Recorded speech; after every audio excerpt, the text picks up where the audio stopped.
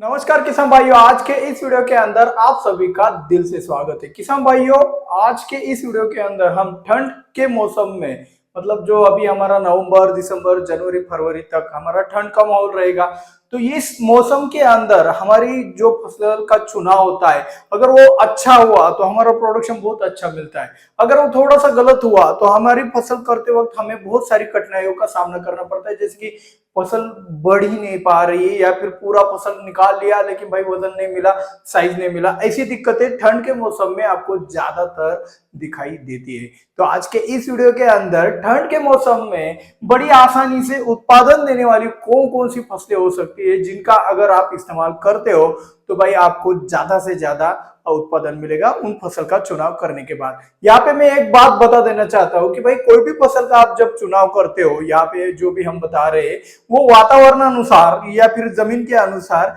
कौन सी ज्यादा फसल उत्पादन देने वाली है इसके बारे में बता रहे हैं, ना कि मार्केट में इस फसल को सबसे ज्यादा रेट मिलेगा, इसको रेट नहीं मिलेगा। इसके ऊपर हम कोई भी चर्चा नहीं करने वाले। तो अगर आप सोच के आए होंगे कि भाई इसको रेट ज्यादा, इसको रेट कम मिलेगा, ऐसा कोई वीडियो होगा, तो ये बिल्कुल भी नहीं है। ईमानदारी से कहता हूं कि भाई इस वीडियो के अंदर सिर्फ मौसम के अनुसार ठंड के मौसम में आप कम खाद में, कम पानी में, बिना झिझकाहट के, बिना टेंशन के कौन सी फसल कर सकते हो, इसके बारे में मार्गदर्शन किया गया है। तो चलिए बिना किसी देरी के शुरुआत करते हैं। ठंड में अव्वल उत्पादन देने वाली फसलें कौन सी है।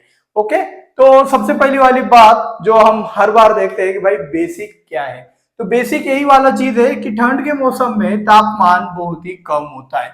तो कई एरिया ऐसे होते हैं जहां पे 4 अंश सेल्सियस तक तापमान नीचे जाता है। हमारे यहाँ पे 4 अंश तक नीचे जाता है। पूरे ठंड में सबसे कम वाला टेम्परेचर है। ठीक है, कई किसानों के एरिया में 6 डिग्री होता है, किसी के 7 डिग्री से नीचे नहीं जाता। तो इस तरीके से अलग अलग तापमान में एवरेज अगर देखे जाए तो भाई 6 से 7 डिग्री सेल्सियस तक आपके एरिया में तापमान नीचे जाता है। तो जब तापमान नीचे जाता है तो फसल ग्रो नहीं करती है, मतलब फसल में ग्रोथ नहीं दिखती है। जो शूट है वो शूट नहीं बढ़ पाता है, मतलब शेंडा नहीं बढ़ पाता है। शेंडा क्यों नहीं बढ़ता है भाई? तापमान नीचे गया है। ठीक है, तो ये तापमान नीचे जाने की वजह से शेंडा बढ़ता नहीं है, और शेंडा बढ़ाने के लिए फिर आता है खर्चा। फिर वो हो गया ना भाई मगजमारी चालू कि भाई ये नाइट्रोजन दो, ये जिंक दे दो, ये एमिनो एसिड दे दो, ये टॉनिक दे दो, ये सीवीड दे दो, ये खली दे दो। ये सब तरीके की चीजें कब चालू होती है? जब आपका शेंडा बंद पड़ जाता है। तो इसका और उत्पादन देने वाली फसलों में क्या संबंध क्या है भाई? इसके अगर आंसर के लिए अगर आप यहाँ तक देख चुके हो तो मैं आपको ज्यादा ना खींचते हुए सिंपल चीज में बता देता हूं कि भाई ठंड के मौसम में शूट ज्यादा दौड़ता नहीं है। ठीक है, तो जो हम मल्टी हार्वेस्टिंग वाली क्रॉप लगाते हैं, मल्टी हार्वेस्टिंग वाली क्रॉप मतलब क्या होता है? जिन फसल में हम तुड़ाई ज्यादा से ज्यादा करते हैं, मतलब टमाटर, मिर्च, बैंगन, खीरा हो गया, लौकी हो गया, इसमें क्या होता है? जितना शेंडा चलेगा उतने फूल बाहर निकलते हैं, और जितने फूल बाहर निकलेंगे उतना ही आपको उत्पादन ज्यादा से ज्यादा मिलता है। ठीक है, तो ऐसी फसलों के अंदर, जिन फसलों के अंदर बिना शेंडा चले उत्पादन मिलना असंभव है, ऐसी फसलें आपको ठंड के मौसम में ज्यादा परेशान कर सकती हैं।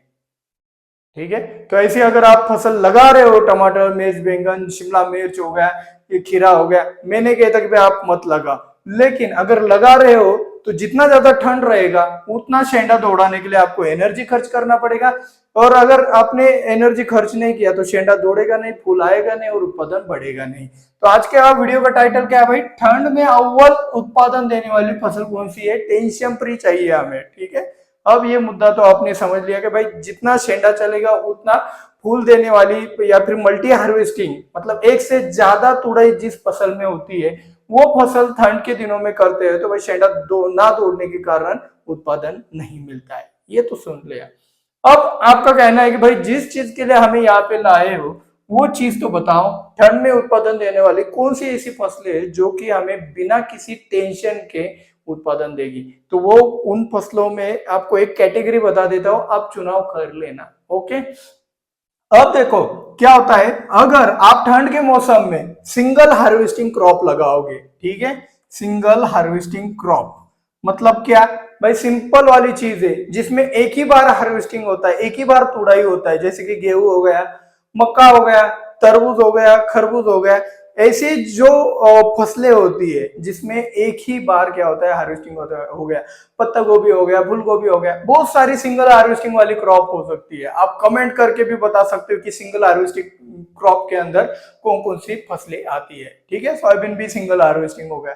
तो इस तरीके से सिंगल हार्वेस्टिंग क्रॉप अगर थोड़ा धीरे धीरे करके भी बढ़ती है ठंड के मौसम में, तो उसके अंदर क्या होता है, स्टोरेज होता है। जैसे कि गेहूं का आप फसल का उदाहरण जानते हो, जितनी ज्यादा ठंड पड़ती है उतना उसकी ग्रोथ रुक जाती है, ग्रोथ रुकी तो वो स्टोरेज जो तैयार होता है वो किस में स्टोर होता है, स्टेम में स्टोर होता है। तो स्टेम में स्टोर हुआ तो भाई उत्पादन उल्टा ज्यादा बढ़ जाता है। कौन सी वाली फसलों में, सिंगल हार्वेस्टिंग क्रॉप के अंदर। तो आपका क्या चुनाव है, आप सिंगल हार्वेस्टिंग क्रॉप करने वाले हो या फिर मल्टी हार्वेस्टिंग क्रॉप करने वाले हो, मुझे कमेंट में जरूर बताना। और इस वीडियो को व्हाट्सएप पे स्टेटस जरूर रखिएगा। मिलते हैं अगले वीडियो में। जय जवान जय किसान।